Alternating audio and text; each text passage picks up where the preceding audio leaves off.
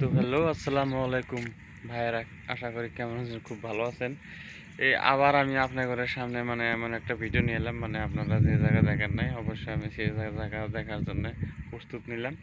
অনেকে আছে দেখে নাই, মানে নগাঁও অনেকেই ভালো লাগছে, অনেক দেখার জন্য অনেক বস্তু আছে, বড় বড় অনেক সেই ভালো লাগছে জায়গাটা।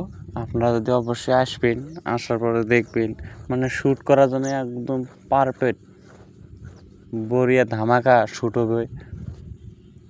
বেশ, আপনারা অনেকেই আসবেন, ঘুরে দেখবেন, জায়গাটা অনেক ভালো লাগছে।